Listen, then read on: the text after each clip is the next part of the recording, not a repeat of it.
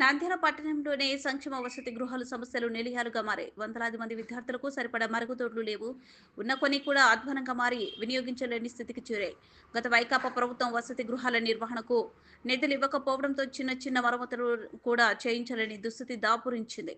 ఫలితంగా విద్యార్థులు కాలకృత్యాలు తీర్చుకునేందుకు బహిర్భూమికి వెళ్లాల్సి వస్తుంది. దేవనగర్లోని బాలుర వసతి గృహంలో ఎస్సీ హాస్టల్లోని మరుగుదొడ్లు 100 మంది విద్యార్థులున్న ఈ హాస్టల్లో మరుగుదొడ్లు అధ్వాన స్థితిలో ఉన్నాయి.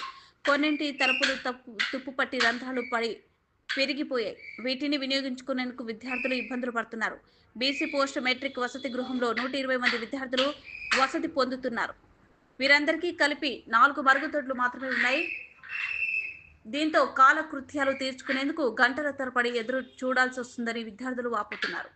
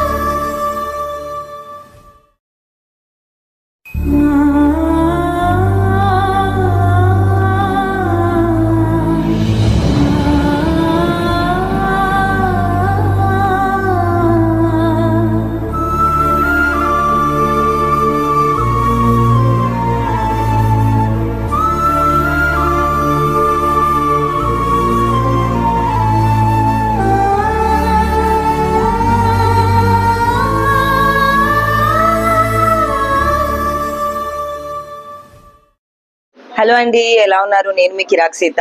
Please do support Nandyal news 9 and thank you for all the support and love.